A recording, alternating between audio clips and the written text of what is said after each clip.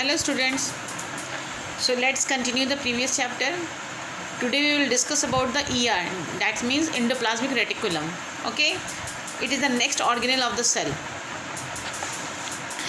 Inside the cell there exists a membranous network enclosing a fluid filled lumen which almost fills up the intracellular cavity. It is called endoplasmic reticulum or ER.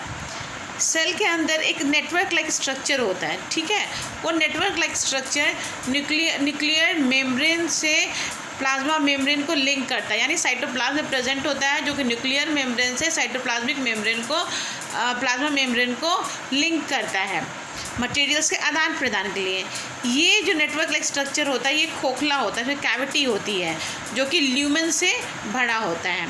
इसको हम लोग endoplasmic reticulum कहते हैं या capital ER से इसको indicate करते हैं. On the other end, ER is connected to the outer membrane of the nucleus and other end of the plasma membrane. Okay, इसका एक एंड न्यूक्लियस के मेम्ब्रेन से कवर से जुड़ा होता है और दूसरा एंड जो है प्लाज्मा मेम्ब्रेन के से कवर रहता है. एंडोप्लाज्मिक अकर इन 3 फॉर्म, ये 3 फॉर्म से प्रेजेंट होता है. इसके रूप जो है 3: सिस्टर्ने, वेसिकल्स एंड ट्यूब्यूल्स. ये है क्या? ये मटेरियल को आदान प्रदान करने का माध्यम है, ठीक है.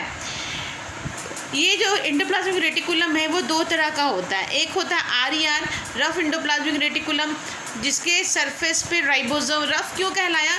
क्योंकि इसके पूरे सरफेस पे राइबोसोम्स अटैच्ड होते हैं जिसके कारण दानेदार स्ट्रक्चर दिखता है, तो इसको हम लोग कहते हैं RER.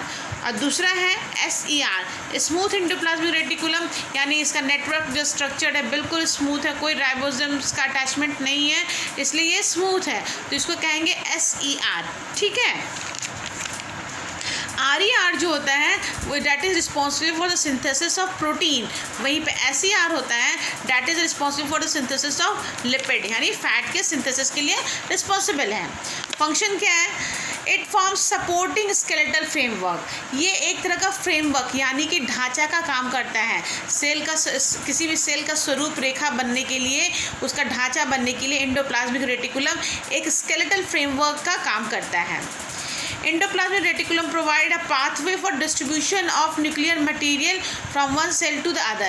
एंडोप्लाज्मिक रेटिकुलम एक पाथवे है जिससे कि न्यूक्लियर मटेरियल को डिस्ट्रीब्यूट करने का एक पाथवे है जो एक सेल से अदर तक वो डिस्ट्रीब्यूट होता है. Certain enzymes present in smooth endoplasmic reticulum is synthesis of fat. कुछ एंजाइम्स स्मूथ एंडोप्लाज्मिक रेटिकुलम को हम SER से इंडिकेट करते हैं. SER is responsible for the synthesis of lipid, steroid और कोलेस्ट्रॉल. वहीं पर RER हुआ rough endoplasmic reticulum is concern with the transport of protein, ठीक है, which is synthesized by ribosomes on the surface. जो RER के सरफेस पर ribosomes present होते हैं वो प्रोटीन के सिंथेसिस के लिए रिस्पॉन्सिबल होते हैं, ठीक है. इसके कुछ स्पेशल फंक्शंस भी हैं एंडोप्लाज्मिक रेटिकुलम के. पहला तो है SER involve in the process of detoxification, यानी विसर्जन का काम करता है. हमारे शरीर में जो भी पॉइजनस सब्सटेंस चले जाते हैं, ड्रग्स हो गया, एस्प्रिन हो गया, DDT यानी इंसेक्टिसाइड्स हो गया, पेट्रोलियम प्रोडक्ट्स हो गए, पॉल्यूटेंट्स हो गए, इन सब का नाश करता है. This toxic substance make the entry in animals body through food, air, water. ये किसी के माध्यम से जा सकते हैं, भोजन के थ्रू, हवा के थ्रू, वाटर के थ्रू. तो ये डिटॉक्सिफिकेशन का जो प्रोसेस होता है वो एंडोप्लाज्मिक रेटिकुलम ही करते हैं. SER play an important role for the biosynthesis of cholesterol. Cholesterol के सिंथेसिस के लिए रिस्पॉन्सिबल है, ठीक है. तीसरा है hormones are either steroid protein smooth ER steroid hormones such as hormones are either steroid or protein. Smooth endoplasmic reticular synthesize steroid hormones. SER जो होते हैं कुछ तरह के हार्मोन को सिंथेसाइज करता है. उसमें कौन कौन सा आ गया? Estrogen, testosterone, cortisol. ये सब ऐसे हार्मोन्स हैं जो SER के थ्रू सिंथेसाइज्ड होते हैं. Enzymes are proteins, digestive enzymes of lysosomes are produced in ER में एंडोप्लाज्मिक रेटिकुलम में ही ये प्रोड्यूस होते हैं आपके प्रोटीन और सिंथेसिस होते हैं. any enzyme which is meant by for the lysosome synthesis on the ribosome attached to the surface are ER. Any enzyme which enter in the lumen. इतना तो नहीं, आप लोगों को बस इतना ही जानना है, इससे ज़्यादा काफ़ी है, इतना ही आपके लिए ठीक है, ठीक है। उसके बाद नेक्स्ट हम लोग पढ़ते हैं राइबोसोम। आप एंडोप्लाज्मिक रेटिकुलम के बारे में थोड़ा सा लिखेंगे, उसके बाद उसके प्रकार 2 हैं, उसका स्ट्रक्चर देंगे और 2 या 3 फंक्शन जिसमें डिटॉक्सिफिकेशन के बारे में मेंशन हो, प्रोटीन के सिंथेसिस के बारे में मेंशन हो, लिपिड के सिंथेसिस के बारे में मेंशन हो। दैट्स एनफ, इतना 9th का सिलेबस के लिए काफ़ी है। उसके बाद नेक्स्ट है राइबोसोम। राइबोसोम्स क्या होता है? Ribosomes are dense spherical granular particles which occur freely in the matrix or remain attached to the RER.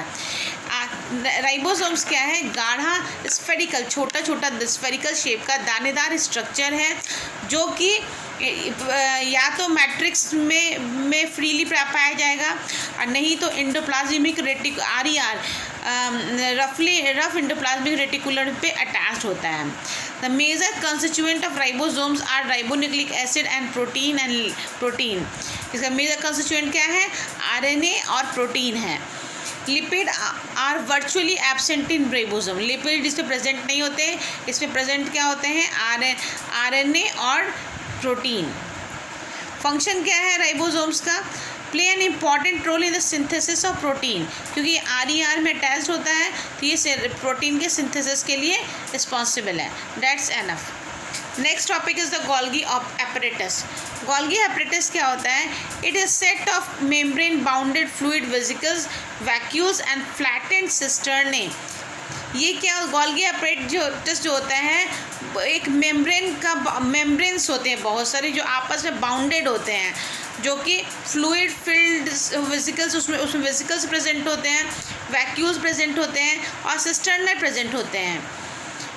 Vesicles जो होते हैं वो किसी तरल पदार्थ से फिल्ड होते हैं, भरे हुए होते हैं, और वहीं पे सिस्टर्ने जो होते हैं आर यूजुअली स्टैक टुगेदर, यानी सिक्के जैसे हम अरेंज करते हैं ना वैसे ही वो अरेंज होते हैं सिस्टर्ने टुगेदर, यानी कि ओवरलैपिंग करके एक दूसरे पे अरेंज होते हैं इन द पैरेलल रोज में। It exist an extensive network near the nucleus in the animal cells. ये एक नेटवर्क का स्ट्रक्चर बनाता है, generally in the animal cells में होता है ये। However, the plant cells contain many freely distributed subunit of Golgi apparatus called dictysome. Plant cells में छोटे छोटे गोल्गी apparatus पाए जाते हैं, मेनी फ्रीली डिस्ट्रीब्यूटेड है, यानी बहुत ज़्यादा फ्रीली डिस्ट्रीब्यूटेड होते हैं, जिसको प्लांट सेल में गोल्गी apparatus पाया जाता है, that is known as the dictyosomes कहलाता है। Cisternae are formed at one end of the stack called cis face. Cisternae जो होता है वो एक छोटा सा बोल टाइप का स्ट्रक्चर होता है, ठीक है। वो क्या कर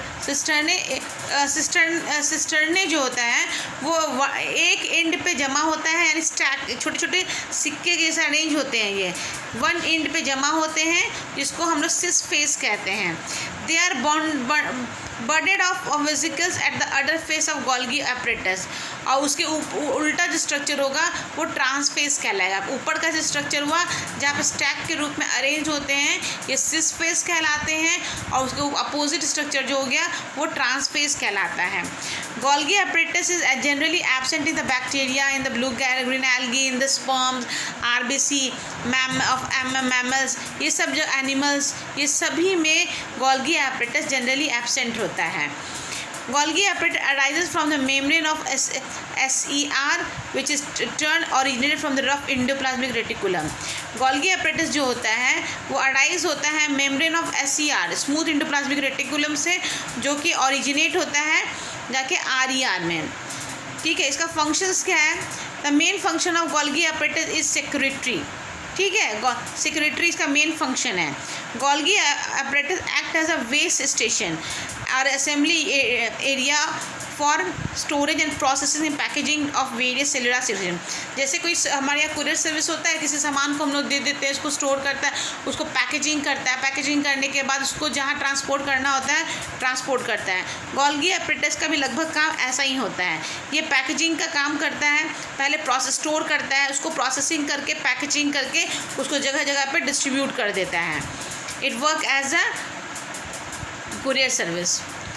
इट पैकेजेस मटेरियल, ये मटेरियल कोई भी जाता है तो उसको पैकेज करता है, synthesize in the cell and dispatches then either intercellular target, जहाँ भी उसका टारगेट होता है वहाँ पे उसको डिस्पैच कर देता है। दूसरा इसका फंक्शन है, इट प्रोड्यूस वैक्यूल्स और secretary vesicle which contain cellular secretion. ये इसमें छोटे छोटे वैक्यूल्स पाए जाते हैं जिसको हम लोग सेक्रेटरी वेसिकल्स भी कहते हैं, जो कि कंटेन करता है सेलुलर सिक्रीशन। इसमें enzymes, protein, cellulose, lactoprotein of milk, ये सब प्रेजेंट होते हैं और एक जगह से दूसरी जगह ट्रांसपोर्ट होते हैं। Golgi apparatus is also involve in the synthesis of cell wall, plasma membrane and lysosome. ये सेल वॉल बनता है, प्लाज्मा मेम्ब्रेन बनता है, लाइसोसोम बनता है, ये सब गोल्गी एपरेटस के द्वारा ही बनता है। आज के लिए इतना ही।